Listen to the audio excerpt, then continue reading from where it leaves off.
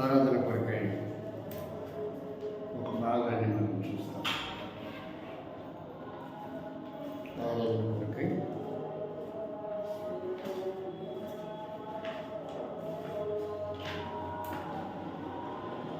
యోహాను సువార్త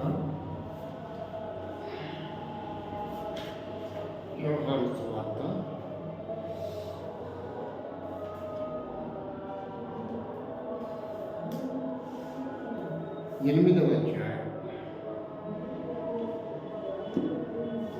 యోహాను సువార్త 8వ అధ్యాయం 34వ వచనం. 8వ అధ్యాయం 34వ వచనం. అందుకు యేసు పాపము చేయు ప్రతివాడును పాపమునకు దాసుడని మీతో నిశ్చయముగా చెప్పుచున్నాను.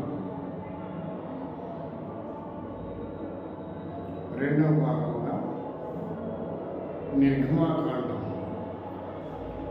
3వ అధ్యాయము 8వ వచనం. నిర్గమాకాండం 3వ అధ్యాయము 8వ వచనం.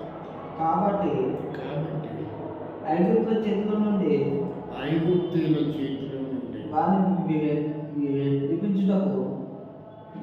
వారిని విడిపించుటకు ఆ దేశంలో నుండి విశాలమైన మంచి దేశమునకు అనగా కనానీయులకు హిత్తీయులకు అమోరీయులకు పెరిజీయులకు హివ్వీయులకు యెబూసీయులకు నివాస స్థానమైన పాలు తేనెలు ప్రవహించు దేశమునకు వారిని నడిపించుటకు దిగి వచ్చి ప్రేమల మాత్రమే ఆరాధన కొరకై కొన్ని సంగతులు నేను ధ్యానించడానికి మీరు కోరిన రీతిగా ఆరాధించే అర్హత కలిగిన వారిపై ప్రభా ఉదయమానా నిన్ను ఆరాధించడానికి కొరకై సంపూర్ణంగా మమ్మల్ని సిద్ధపరచండి. యేసుక్రీస్తు నామంలో ప్రార్థిస్తున్నాం తండ్రి, ఆమేన్. ఇక్కడ పాత నిబంధన కాలం యొక్క అనుభవం, క్రొత్త నిబంధన కాలం యొక్క అనుభవము, రెండు విషయాలను మనము అధ్యయనం చేస్తే, పాత నిబంధన కాలంలో దేవుని చేత ఏర్పరచబడినటువంటి ప్రజలు దేవునికి దూరస్తులై, దేవునికి అవిధేయులై, దేవుని దృష్టికి నేరస్తులై, భూమి మీద వారికి ఇష్టం వచ్చినంత జీవితం జీవించినందువలన వారు 430 సంవత్సరములు ఫరో దాసంలో ఉన్నారు. ఐగుప్తు దేశంలో ఫరో యొక్క దాసత్వము కింద బానిసలుగా వెట్టి చాకిరి చేస్తూ వారికి ఎటువంటి స్వేచ్ఛ స్వాతంత్రము లేకుండా వారి జీవితము గడుపుతున్నప్పుడు వారి యొక్క శ్రమ, వారి యొక్క కష్టం, వారి బాధలు దేవుడు చూశాడంట.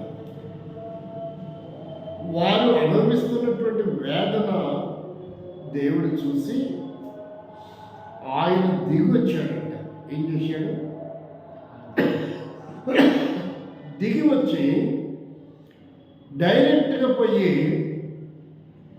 మోసే ద్వారా ఫరో దగ్గరికి వెళ్ళి ఇశ్రాయేలీయుల ప్రజలను ఆయన విడిపించలేదు, నడిపించలేదు. మరి దిగి వచ్చిన దేవుడు ఎవరిని ఏర్పరచుకున్నాడు అంటే మోషేను ఏర్పరచుకున్నాడు. మోషేను వారి కొరకై ఏర్పాటు చేసుకుని వచ్చాడు. మోషే ద్వారా ఇశ్రాయేలీయుల ప్రజలకు ఆ బానిసత్వం నుంచి విమోచన విడుదల కలిగించినప్పుడు మోషే వారిని బయటకు తీసుకురావడానికి ఎన్నో శ్రమలు, కష్టాలు, ఇబ్బందులు, నిందలు, అవమానాలు భరించిన వాడిగా ఉన్నాడు. అలాగే క్రొత్త నిబంధన ప్రకారం యోహాను సువార్త 8:34 ప్రకారంగా చూస్తే పాపదాస్యములో ఉన్నటువంటి మనము క్రొత్త నిబంధన ప్రకారంగా ఈ దాస్యం నుండి బయటకు రావాలంటే కూడా ఒకరు విడుదల చేయడానికి ఒకరు అవసరం అయ్యింది. అప్పుడు మోషేని పంపిన దేవుడు ఇప్పుడు కూడా మోషేని పంపొచ్చు, కానీ ఇక్కడ మోషేని కాదు, తానే ఒక శరీరమును ధరించిన వాడిగా ఉన్నాడు. చూడండి, ఆ మాట చెప్పాడు. ద్వితీయోపదేశకాండం 18:18 ఒక అద్భుతమైన మాట అక్కడ ప్రస్తావన చేయబడుతూ ఉంది. ఇక్కడ యేసుక్రీస్తు మనకు కనబడుతున్నాడు. మోషే లాంటి ఒక వ్యక్తి మనకు కనబడుతున్నాడు. ఇక్కడ వారి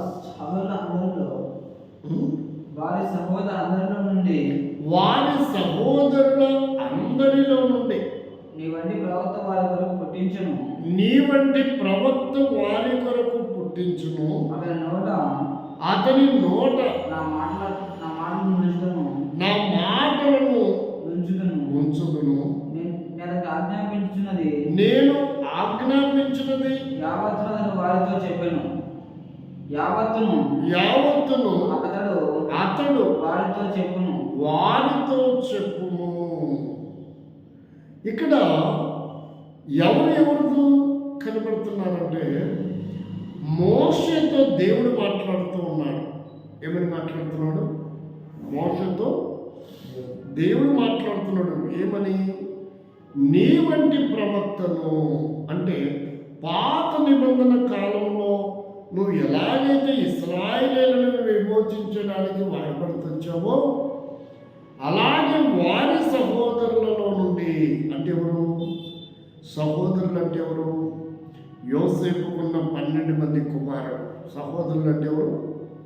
యోసేపుకున్న 12 మంది కుమారులు. 12 మంది కుమారుల్లో ఎవరు అంటే యూదా. ఎవరు? యూదా సంతానంలో నుండి ఓబేదు సంతానంలో యెషయ సంతానంలో దావీదు గోత్రములో నుండి యేసుప్రభు వచ్చాడు. ఇప్పుడు వీళ్ళు ఏమవుతారు? పాలనలో ఉంటారు కదా మనం మీ భాషలో. కాబట్టి రూబేను, సిమియోను, యూదా, లేవి వీళ్ళెవరు? అన్నదమ్ములు. వారి పిల్లలే ఏమని పిలుస్తారండి? బాల్యంలోనే పిలుస్తారు తెలంగాణలో. అలాంటి సహోదరుల నుండి పుట్టిన వాడే యేసుక్రీస్తు ప్రభు. అంటే మోషే ఎలా చేశాడో అలా యేసుక్రీస్తు చేయడానికి వచ్చాడు అని ఈ వాక్యంలో రాయబడింది. మోషే ఎన్ని అవమానాలు పొందాడో యేసు కూడా అవమానాలు పొందాడు. మోషే ఎంతగా వేధింపబడ్డాడో యేసుక్రీస్తు కూడా వేధింపబడ్డాడు. మోషే ఎంతగా తృణీకరించబడ్డాడో యేసుక్రీస్తు కూడా తృణీకరించబడ్డాడు. ఇంతకు ఇవన్నీ ఎందుకు పొందాడు మోషే అంటే ఇశ్రాయేలీయుల విడుదల కొరకు. మరి యేసుక్రీస్తు కూడా పాప దాస్యానికి బానిసలై బంధింపబడి నరకానికి అగ్నిగుండానికి వెళ్తున్న వారిని విడిపించడానికే. మోషే అయితేనేమో పస్కా పశువుని బలించి ఇశ్రాయేలుని విడిపిస్తే యేసుక్రీస్తు తానే బలయ్యి పాపములున్న వారిని విడుదల కలిగించాడు. అక్కడేమో రక్తం ద్వారా విడుదల వచ్చింది, జంతు రక్తం ద్వారా పాత నిబంధనలో. క్రొత్త నిబంధనలో యేసుక్రీస్తు రక్తం ద్వారానే పాపదాశం నుండి విమోచన విడుదల అందుకొచ్చాడు యేసుప్రభు. ఎందుకొచ్చాడు యేసుప్రభు? పాపములో మగ్గి నరకానికి వెళ్తున్న ఈ ప్రజల పట్ల జాలి చూపించి దయ చూపించి వారిని విడిపించడానికే దేవుడు దిగి వచ్చాడు అని ఇక్కడ రాయబడతాం. యేసుక్రీస్తు వచ్చాడు. ఇక్కడ చూస్తే ఎందుకు వచ్చాడు అనేది మొదటి తిమోతి పత్రిక.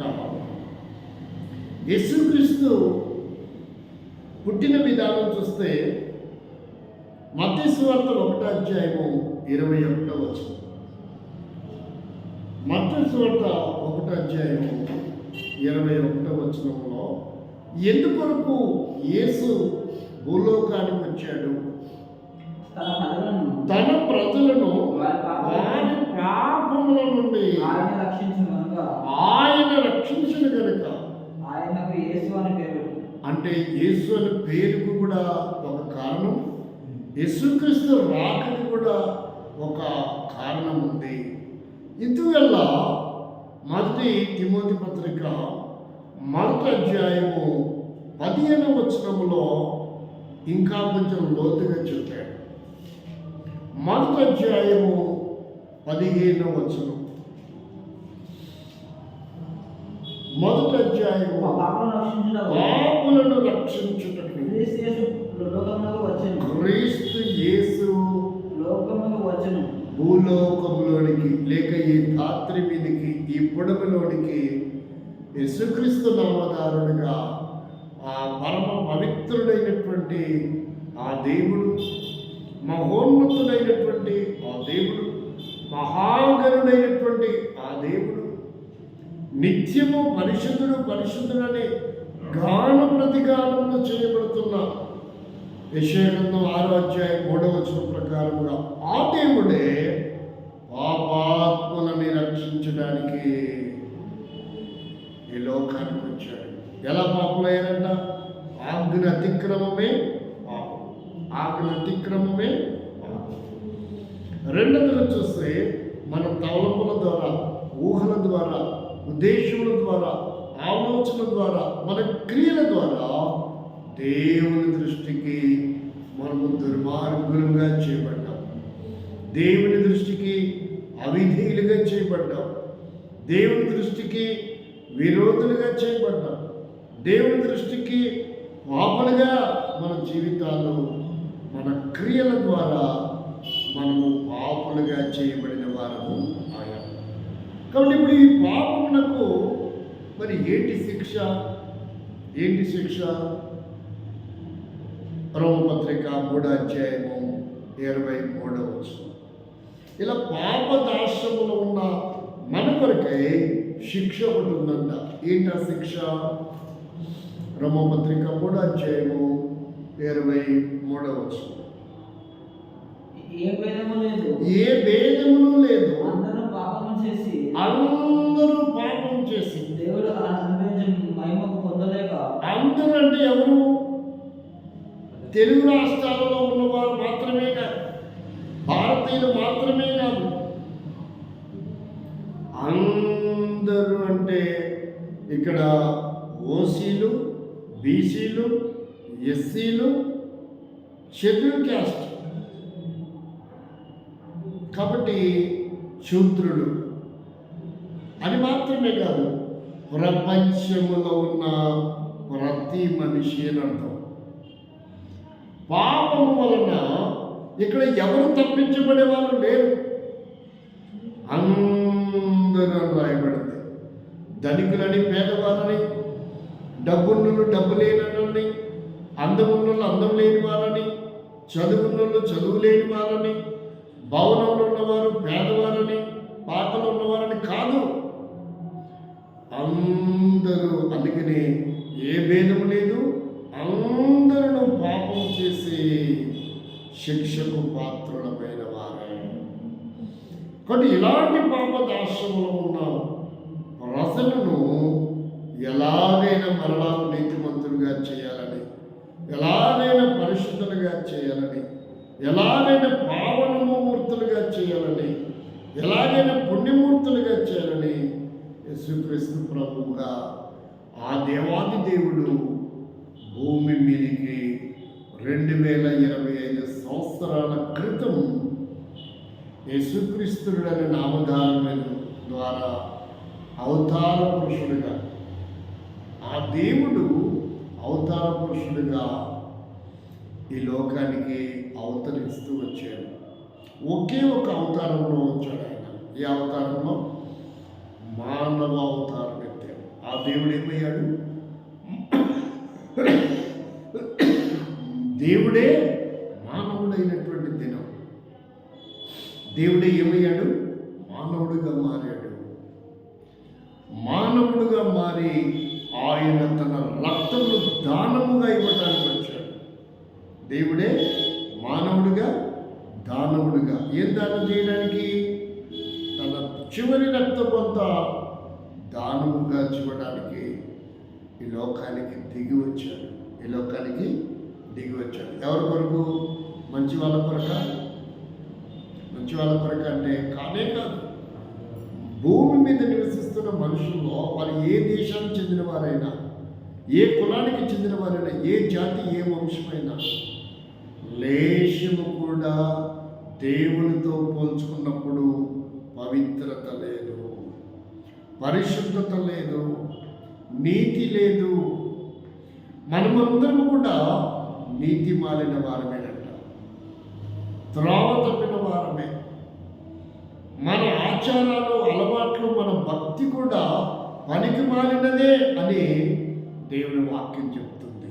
యెషయా గ్రంథం 46వ అధ్యాయం 64వ అధ్యాయము 6వ వచనం చూస్తే, యెషయా గ్రంథం 64వ అధ్యాయము 6వ వచనం.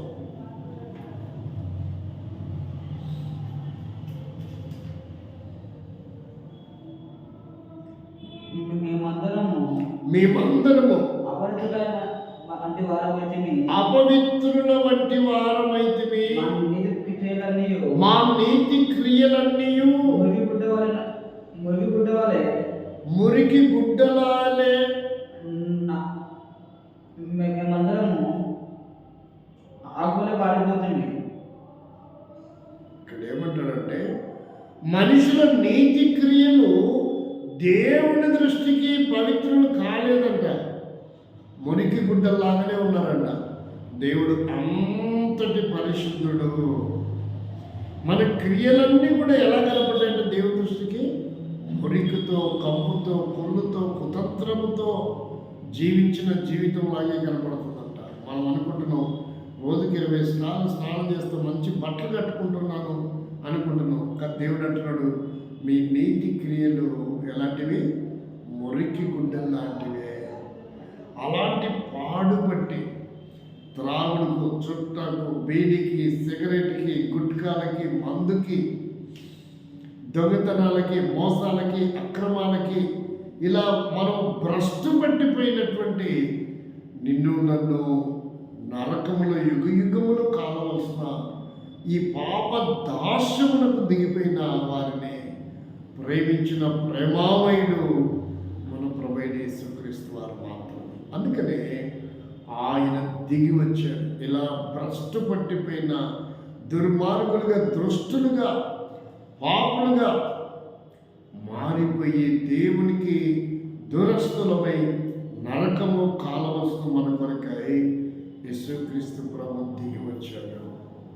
అది ఇక్కడ సందర్భం. ఆయన దిగి వచ్చి ఏం చేశాడంటే, దిగి వచ్చిన తర్వాత మన ఎడల తన ప్రేమను వెల్లడిపరిచాడు. ఏం చేశాడంటే చూడండి, దిగి వచ్చిన తర్వాత యెషయా గ్రంథం 50వ అధ్యాయం దిగి వచ్చిన తర్వాత ఏం చేశాడు? 6వ వచనం. యెషయా గ్రంథం 50వ అధ్యాయంలో దిగి వచ్చిన ఆ యేసునాథుడు ఏం చేయబోతున్నాడో ఇక్కడ ప్రవచనం చెప్తుంది. కొట్టువారికి నా వీపును అప్పగించి తిని వెంట్రుకలు పెరిగివేయువానికి వెంట్రుకలు పెరిగివేయవానికి నా చెంపలు అప్పగించింది, ఉమ్మి వేయ వారికి అవమానపరచు వారికి నా ముఖము దాచుకునలేదు. కాబట్టి యేసుక్రీస్తుని గురించి ఈ 6వ వచనంలో ఇది యేసుక్రీస్తు సంపూర్ణముగా నెరవేర్చాడు. ఏ నేరము చేయని ఆయన నేరస్తులమైన మన కొరకు, దూరస్థులమైన మన కొరకు, మరణానికి పాత్రులమైన మన కొరకు, నరకానికి పాత్రులమైన మన కొరకు ఆయన ఆ కఠినమైనటువంటి శిక్ష అనుభవించడానికి ఇష్టపడ్డాడు. గలతీ పత్రిక 3వ అధ్యాయం చూస్తే ఆయన ఎలాంటి శిక్ష అనుభవించాడు, ఆయన ఏమని పిలువబడుతూ వచ్చాడు. గలతీ పత్రిక 3వ అధ్యాయము 11వ వచనం నుండి 13-14.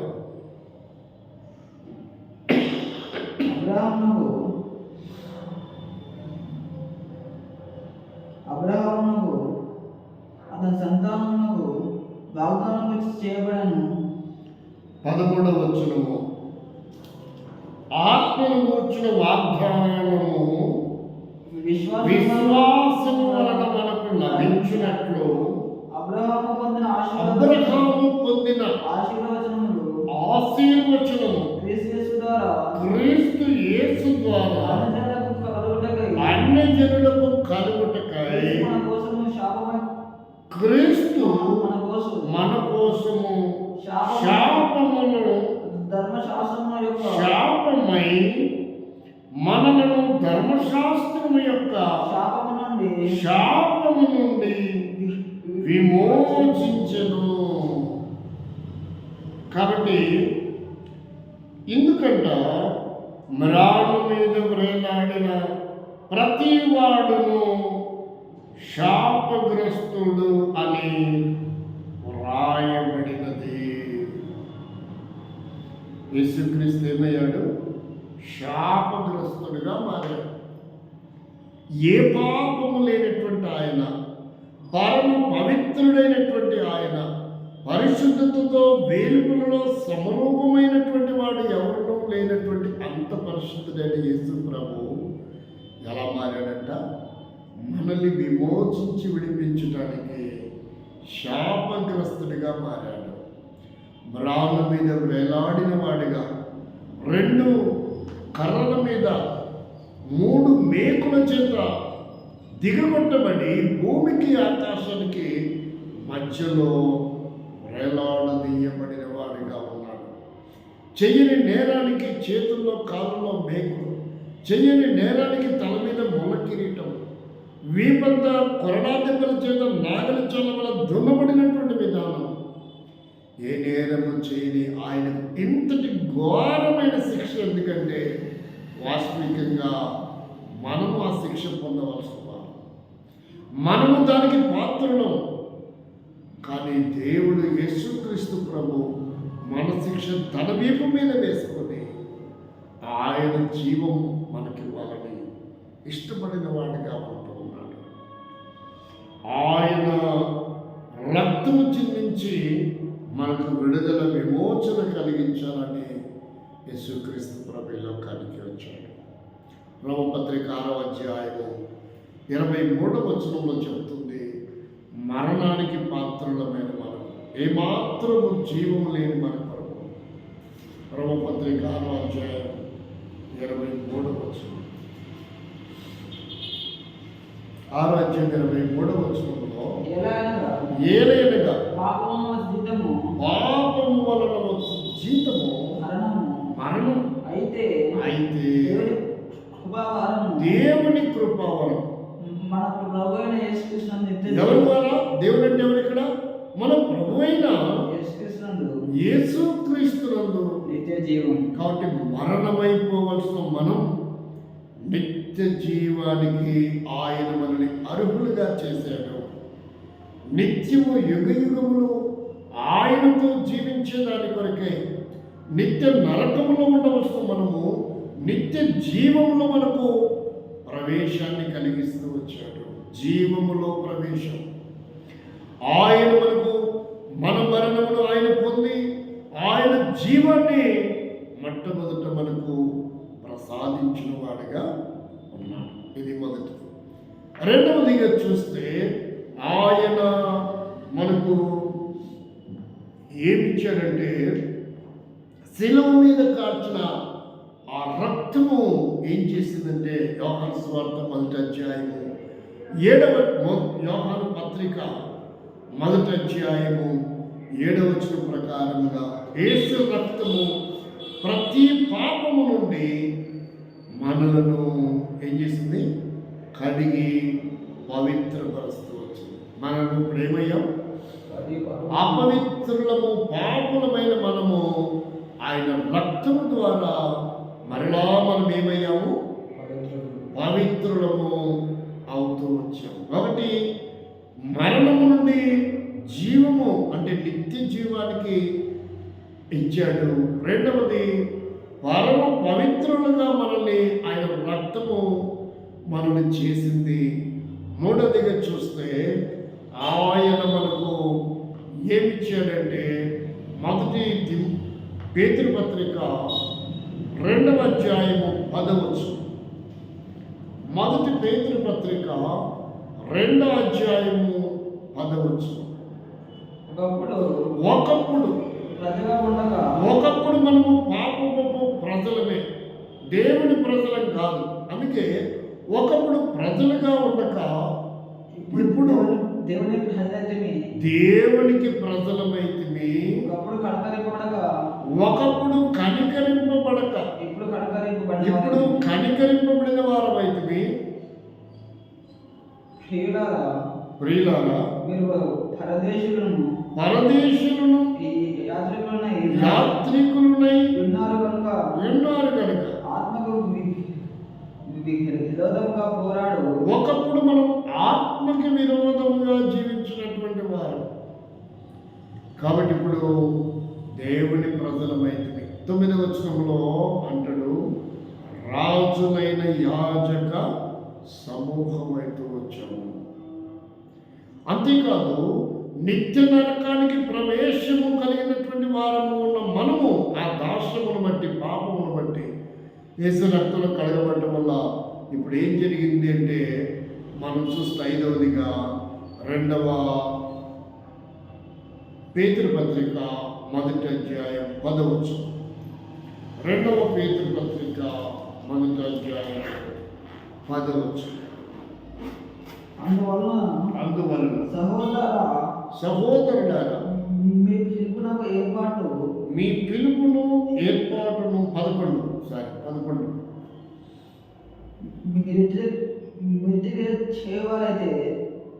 మీరింటి క్రియలు చేయవారైతే ఎప్పుడు త్రొట్టిల్లరు. అలాగున మన ప్రభువును రక్షకుడైన యేసుక్రీస్తు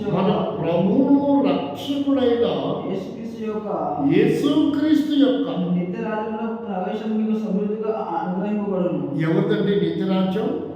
యేసుక్రీస్తు యొక్క నిత్య రాజ్యములోనికి ఎలాంటి ప్రవేశం అంట? సమృద్ధి ప్రవేశము. కొన్ని రాజకీయ నాయకులు కొంత సెలబ్రేట్ వచ్చిన చోటికి అందరికీ ప్రవేశం ఉండదు. ఏర్పరచబడిన వారికి, పిలువబడిన వారికి మాత్రమే ప్రవేశం ఉంటుంది. కానీ అక్కడ ప్రవేశం ఉన్నా లేకపోయినా యేసు రక్తములో కడగబడిన వారికన్నా ఆయన రాజ్యములో ప్రవేశం ఎలా ఉంది? సమృద్ధి ప్రవేశం. ఆయనతో యుగాయుగములు ఉండబోతున్నాం. ఒకవేళ ఆయన రాకడొస్తే మేఘవాహనం మీద కొనిపోబడుతున్నాం. మరణించిన వారైతే లేపబడతారు. ఒకవేళ బ్రతుకుంటే ప్రభుతో సదాకాలం ఉండేదాన్ని మనం కూడా వెళ్తాం.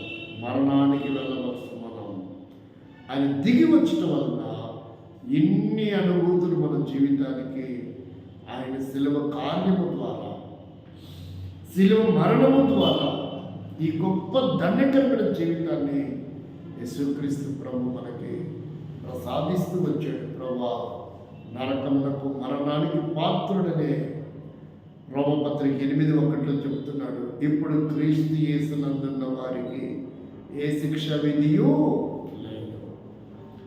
ఇక మరణాన్ని, శిక్షని అన్ని తప్పించుకున్నాం. యేసు రక్తము ద్వారా విడుదల, విమోచన కలిగింది.